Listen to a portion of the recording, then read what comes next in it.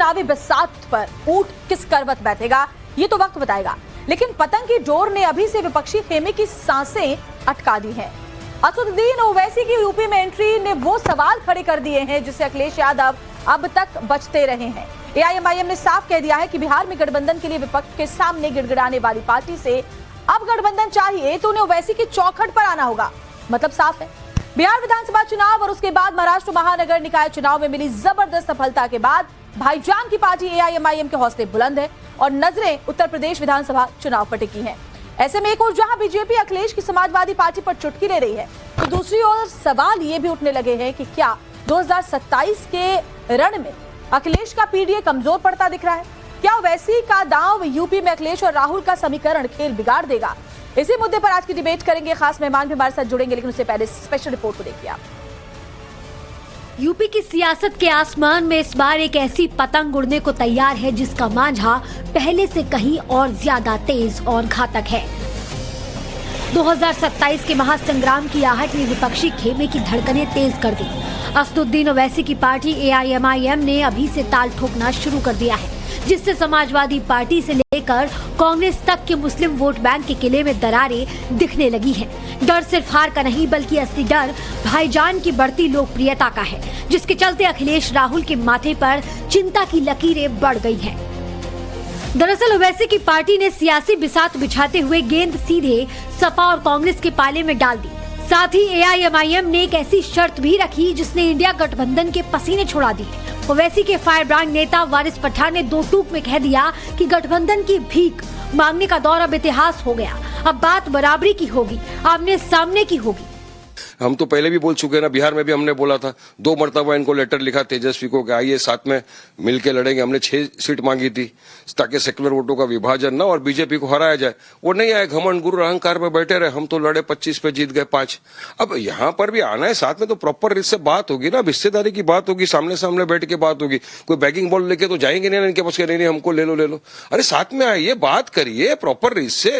ये कोई गुड्डा गुड्डी का खेल नहीं है और इसमें जो हमारे पार्टी के वरिष्ठ है वो बात करेंगे और जो फैसला लेंगे सब मानेंगे। यूपी में मुस्लिम वोटों की इस नूरा कुश्ती के बीच बीजेपी जमकर मजे ले रही है। अपने बेबाक बयानों के लिए मशहूर साक्षी महाराज ने अखिलेश यादव की उस दुखती रग पर हाथ रखते हुए तंज कसा।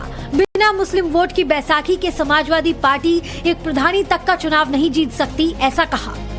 बड़ी संख्या में यादवों ने भी सपा से मोह भंग करके भाजपा की तरफ मुख कर लिया है। जब से हमने मध्य प्रदेश की गद्दी मोहन यादव जी को दी है, तब से यादव भी उहापो की स्थिति में पड़ के बंटवारे की स्थिति में पहुंच गया है। परंतु मुसलमान कम संख्या में भारतीय जनता पार्टी के साथ है। ऐसा नहीं कि नहीं है, मुझे भी देता है वोट, यहाँ पर मोदी जी को देता है। लेकिन अगर मुसलमान मन बना ले कि हम सपा का साथ नहीं देंगे तो बात ठीक है, ब्रजेश पाठक जी की प्रधानी जीतना भी कठिन हो जाएगा। इसलिए उन्हें तो मुसलमानों की आरती उतारनी चाहिए, क्योंकि उनके बल पर ही टिका हुआ है। इसलिए उन्होंने पीडीए बनाया है। हालांकि एक ओर जहां सपा के अंदर से ही ओवैसी से गठबंधन करने की मांग उठ रही है, तो दूसरी ओर यूपी की राजनीति में चाचा के नाम से मशहूर शिवपाल यादव एआईएमआईएम की जरूरतों को नकार रहे हैं। नहीं, अभी तक तो मेरी जानकारी में है नहीं, न कोई बातचीत है, कुछ भी नहीं, ये तो अफवाहें हैं। तो अगर आएंगे, कोई जरूरत है आप लोग को एमआईएम की? जरूरत है आप लोग को एमआईएम की या आप? नहीं, कोई जरूरत नहीं। मुस्लिम वोट बैंक खिसकने का खौफ सिर्फ लखनऊ तक ही सीमित नहीं है, इसकी गूंज रांची तक सुनाई दे रही है। झारखंड के मंत्री इरफान अंसारी ने टाइम्स नाउ ऑफ भारत के कैमरे पर कांग्रेस का वो डर कबूल किया है जिसे राहुल गांधी शायद सुनना ना चाहे। अंसारी ने माना कि ओवैसी अगर सिर्फ 5000 वोट भी काट लें तो कांग्रेस का विनाश तय है। मैं बार बार कह रहा हूँ ओवैसी साहब से कि आप हमारे नेता हैं, मुसलमान के बड़े नेता हैं, आपकी बातों में दम है, आप युवाओं को अट्रैक्ट कर लेते हैं।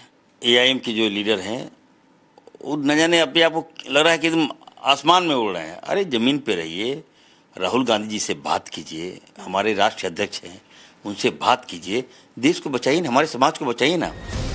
यूपी की सियासत आज उस मुहाने पर खड़ी है जहां बरसों का एकाधिकार टूटता दिखाई दे रहा है। जिस मुस्लिम वोट बैंक पर सपा अपना जन्म सिद्ध अधिकार समझती थी, वहां जो वैसी दीवार बनकर खड़े हैं। ऐसे में सवाल उठता है कि बुलडोजर, मस्जिद और मदरसे की सियासत में क्या अखिलेश पिछड़ गए हैं? क्या ओवैसी का आक्रामक अंदाज मुसलमानों को पसंद आ रहा है?